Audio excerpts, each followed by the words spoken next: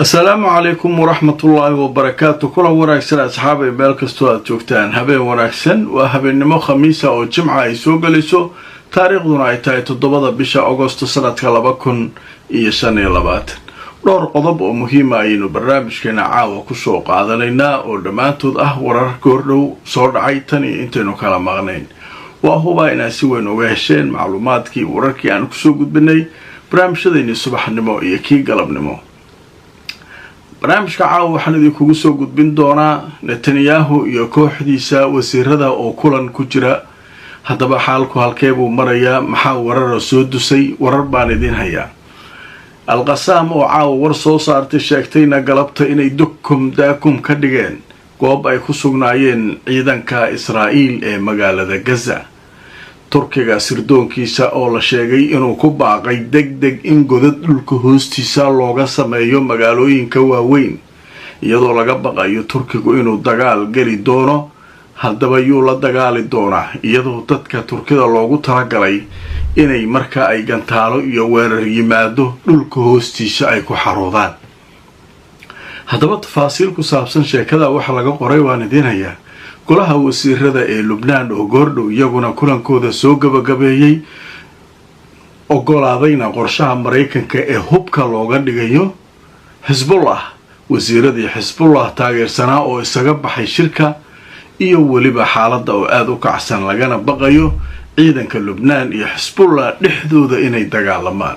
haddaba wararka ayaynu barnaamijkeena caawa ku faahfaahinaynaa. wixii kaloo soo kordhana waan idila socodsiin doonaa. Safari Remit waxay ka caawinaysaa inaad reerkaaga iyo saaxiibada ku nool dalal dhowr ah aad gaarsiisid wixii aad ugu talagashay. ilaa iminka wadamada ay xawaalada kuugu diri karto waxaa ka mid ah Kenya, Soomaaliya, Uganda, Djibouti, Ethiopia, Sudan, South Sudan, Tanzania iyo Turkey. qiimahana aad ayuu u jaban yahay marka loo eego shirkadaha kale ee ka shaqeeya xawaalada. xawaaladan waa online. Internet Plus waa adeeg ay macaamiishu ka heli karaan internet fiber ah oo xawaarihiisu yahay 20 megabytes per second. ayna la socdaan rasiifar ay ku jiraan in ka badan 4,000 oo kanaal iyo boqolaal daqiiqado oo ah ku hadal bilaash ah.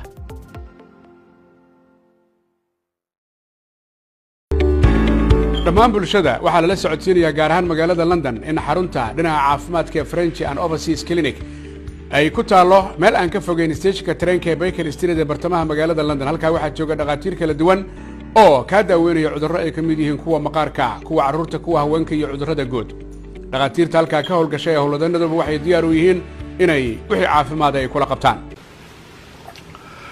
kulanti wanaagsan asxaabay meel kastoo aad joogtaan kusoo dhawaada barnaamijkeena habeenimo. waxaynu ku bilaabaynaa xaaladda Gaza. haddaba ra'iisul wasaaraha Israa'iil ayaa kulan wuxuu kula jiraa golihiisa wasiirada.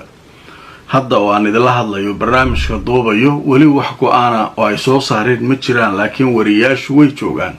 dad mudaharaadayana waxay hor dhooban yihiin xarunta dowladda oo uu shirka ka socdo iyagoo ku qaylinaya in aanay marnaba aqbalayn in Gaza la qaadana dagaal culus la qaada. waxayna ku andacoonayaan in maxaabiistoodu ay khatar geliso. haddaba hawshaas ayaa hadda socota. warar soo tustusay ayaa la helayaa. qaar waxaa leeyahay ra'iisul wasaaraha wuxuu u jeediyey golaha wasiirada qorshe ku saabsan Gaza qaybo kamida marka hore in la qabto kadibna qaybta kale loo guuro. hase ahaatee wasiirada mayalka adag waxay yiraahdeen al-kaamil kulliyan qabanayna. marka doodaasaa socotaa leeyahay waxaana loo malaynayaa wax yar kadib inay go'aan ka sheegi doonaan oo ku saabsan Gaza hal la qabto inay soo saari doonaan. laakiin ilaa hadda weli wax natiijo oo soo baxay xilligan aan duubaya ma jirto. laakiin wixii soo kordha waxaan ku faahfaahin doonaa haddii alla idmo barnaamijyada kale ee soo socda. dhanka kale caawa waxaa war soo saaray Kataib al-Qassam. barnaamijkankii ka horreeyay waxaa war soo saaray Saraya al-Qudus oo sheegtay xaafado ka tirsan Khan Yunis oo ay soo galeen ciidanka Israa'iil iyo gaadiidkooda militariga inay markaa hoobiya la dhaceen.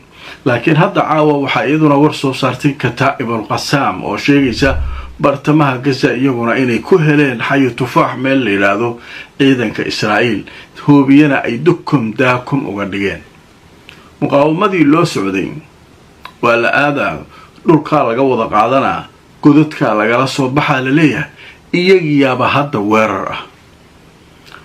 iyagii hadda meelihii ay fadhiyeen ciidanka Israa'iil nagta ku haya waa sheekayaab la beesha ka soo socota haddaba marka aan idin soo wararkii ugu dambeeyay Al-Qassam waxay duqaysay sida ay sheegeen ciidanka gumaystaha deegaanka la yiraahdo Tufaax ama Xay Tufaax Kataa'ib Al-Qassam waxay sheegeen inay daakum uga dhigeen hoobiyayaal ay la dhaceen meel ay isugu soo baxeen ciidanka Israa'iil iyo gaadiidkooda dagaalka oo markaa ku taala madrasada la yiraahdo Daarul Arqam oo ku taala bariga xaafadda Xay Tufaax ee ku taala Gaza waa helnay marka waxa meesha ka arkaysaa nimanka loo socdo iyagaaba joogi la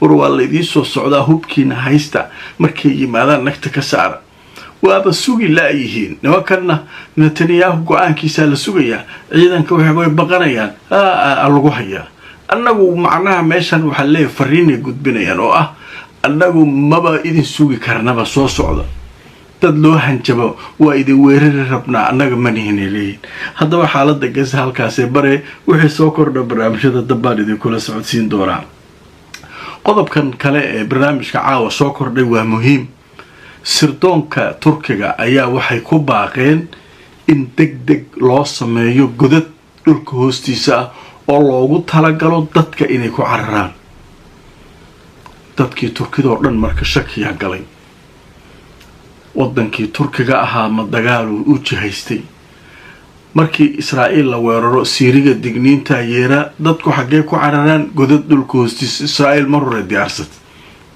inaan la deynayn waa ogta cadow badan leedahay marka Turkigu way isdhigteen la leeyahay godad noocaas ma laha marka laga reebo kuwa tareenada iyo dhulka hoostiisa iyo waxaas laakiin kuwa oo loo qasday dadka inay galaan oo xaafad walba laga sameeyay ma qabaan laakiin hadda sirdoonku waxay yiraahdeen waa in degdeg loo sameeyaa xaafad kasta oo magaalooyinka waaweyn ka mid ah meel ay dadku ku cararaan oo ay ku gabadaan oo dhulka hoostiisa waa in la sameeyaa marka waxa leeyahay Turkiga sidii uu u dhacay dagaalkii maartay 12 maalmood socday ee Iran iyo Israa'iil halka marka waxa leeyahay Turkigu wax badan ayuu halka ka arkay haddaba aan idin tuso telefishinka Al Jazeera ayaa qoraya wuxuu leeyahay istikhbaaraadka ama sirdoonka Turkigu waxay talo ku soo jeediyeen in degdeg loo sameeyo godad dhulka hoostiisa ah si loogu diyaar garoobo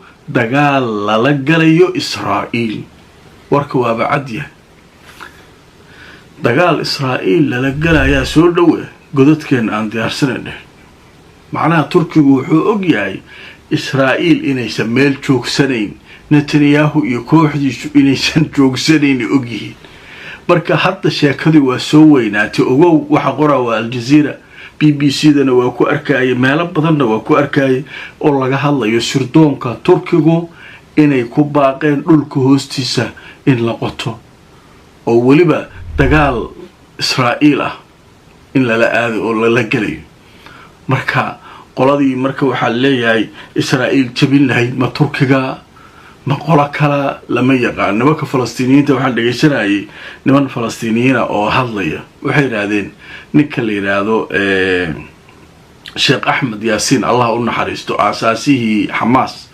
wadaadkii curyaanka oo Israa'iil ay dili jirtay ayaa hadda ka hor wuxuu ku celcelin jiray sanadka markii la gaaro 2027 Israa'iil waa markii ay jabayso waay boqolkii sanaba maray ay la gadoontaa baash markan waa markii 27 markii la gaaro Israa'iil waa markii la weyn lahaa marka Falastiiniyiinta oo dhan iyo dadkii oo dhan marka waxay sugayaan hadalkii Sheikh Ahmed Yaasin waxay leeyihiin 27 waxyara ka dhiman ilaa intaan waa soo wadnay 27 markii la tago nimankan waa markay zuuri lahaayeen marka hadda waxa soo baxay waxa leeyahay comment sida marka akhrisid Turkigu dagaalkan haduu galo ma isaga qolada jabinaysa 27 qolada ma isaga qolada Iiraaniyiinta yaa qoladan ka takhalusi doona waxaas ka dhacaysa nimanka Falastiiniyiinta marka waa arki doona anaguna dabeeshay ay wax aadaan haddaba marka sheekadaas ayaa soo korortay in Turkiga uu dagaal u jihaystaa la leeyahay. maalin horena waa arkayseen gantaalo iyo difaaca cirka iyo alaabo cusub inuu soo saaray iyo haddana Eurofighter diyaarada la yiraahdo ayuu Yurub ka soo gatay. in muddaha waa loo diidanaa, hadda waa loo ogolaadaa leeyahay, wuu soo gadanayaa alaabtaas oo dhan isku habaysanaya. marka sheekadu marka halkaasay maraysaa xaal marka adduunyadu qolo walba dagaal ay u tafaxeedatay waa u jeedaan. qadar xayeysiisa kadib sheekada Lubnaan aan galaynaa. wasiiradii Lubnaan maanta waxay yiraahdeen warqadii Mareykanka uu noo keenay waa ogolaanay, taasoo ah in hubka laga dhigo cid kasta oo ay Xisbullah ku jirto iyo Xisbullah oo diiday. ma markii Lubnaan dhexdeeda ay mar kale nagta iska saari lahayda sheekadan aad ay u adag tahay. xayeysiinta kadib ayaan galaynaa. متعشى برشاد القرآن الكريم يعلم الشريعة هبع عصرية أونلاين أديكو جوجا كوريجا أما قبض هذا شقدا مركز دار التقوى وحكومة بري القرآن هبع عصرية أونلاين ما دون كتكبر كرتو حكم ذا القرآن الكريم إجادة لغة عربية إيو علوم الشريعة استوى قلت وايد سعوطة فضلا هروكان وهي فاهينا كالحريد من برض الشاشة كان مغضى هموكان دوكسيجا مركز دار التقوى. sharikadda Imara Luxury Homes waa sharikad guryaha casriga ka dhista magaalada Nairobi ee dalka Kenya. haddana waxa ay ka wadaa dhismaha loo yaqaan The View xaafadda Backlands jidka 6th Avenue City Park.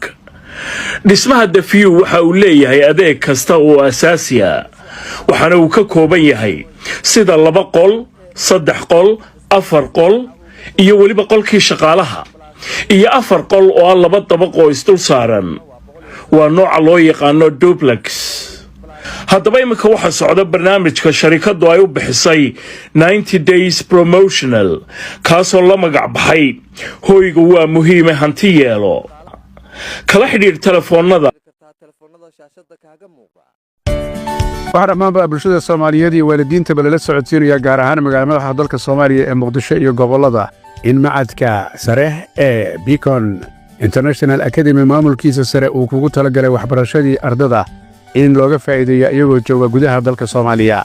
maamulka sare ee Beacon International Academy waxa uu ku talagalay in ubadka aqoontooda kor loo qaado haddii ay tahay GCSE-da caalamiga iyo weliba manhajka caalamiga oo waxbarashadooda weliba gabdhaha markii macadka ay ka faa'iideystaan ay si fudud ku gali karaan kuna heli karaan guud ahaanba jaamacadaha magaca weyn leh ee caalamiga ah ee dunida. si degdeg ah isaga diiwaan geliya macadkan Beacon International Academy ee fursadayda siinaya idinkoo jooga gudaha Soomaaliya. aqoonta oo kor loo qaadaa waxay fursad qiimo leh u tahay maamulka sare ee Beacon International Academy. kulanti wanaagsan asxaabay meel kastoo aad joogtaan, kusoo dhawaada barnaamijkeena habeenimo khamiisa jimca soo galayso qaybihii ugu dambeeyay barnaamijkan marina. qaybta waxaanu kaga hadlaynaa arrinta Lubnaan. Lubnaan waxaa la leeyahay sheekadeedu way soo xumaanaysaa. golihii wasiirada maanta fariistay waxay isku raaceen warqatu America waxa la yiraahdo warqadii Mareykanka hindisa ahayd inay ogolaadeen. warqadaas maxaa ku jira in hubka laga dhigo Xisbullah, ciidanka Israa'iil laga saaro meelaha ay ku jiraan, habad joojin ay wada galaan dawladda Lubnaan iyo Israa'iil, ciidamada Lubnaan ee dawladda in la geeyo xuduudaha iyo meelahaas. waxyaabahaas ku qoran. laakiin markii warqadii meesha la soo saaray wasiiray ku leeyihiin xildhibaanay ku leeyihiin dawladda Xisbullah way ka baxeen wasiiradooda. iyaga iyo kuwa la xarakatu amal way ka baxeen. waxay raadeen warqad Mareykan keenay annaga nalagu socodsiinay intii kala isku soo hartay way u codeeyeen. safiirkii Mareykanka wuu hambaliyay wuxuu yiri shaqo fiican qabateen. warqadda waxaa ku qoran in hubka laga dhigo Xisbullah iyo kuwa kaleba ilaa sanadka inta ka dhiman 4 bilood bishii 8 lagu jiraa 9 tobnaad 12 4 bilood in lagu soo hubka looga soo dhigaa. Xisbullah waa tiri waxaan hub dhigayna male. Iiraan ay tiri nimanka waa taageersanaysay sameeyeen. marka sheekadu marka halkaas maray marka waxa leeyahay hadaan laga hortagin nimanka Lubnaaniyiinta iyo Xisbullah dhexdooda nagta iska saari doona. Israa'iil marka waa iideeda leeyahay koray kala soconaysa. haddaba marka aan aragno warbixinadii ugu dambeeyay sheekada laga qoray wargeyska leeyahay Sharqul Awsad wuxuu leeyahay golaha wasiirada Lubnaan waxay isku waafaqeen hindisaha Mareykanka ay ogolaadeen.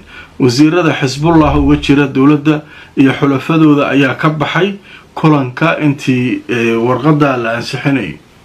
marka sheekadu halkaas iyaguna maraysaa lubnaan xaalkeedu marka meeshaasuu maraa ilaahugooday leeyihiin iyagana haddaba waa arki doonaa wixii warara soo kordha asxaabay barnaamijkii caawana intaa ayaan kusoo gabagabeynayaa fakari aragti idinkuna waxaa qabtaa noo soo qora inta aan mar kale kulmayno barnaamijka laagareey oo sheergareeya nabadgelyo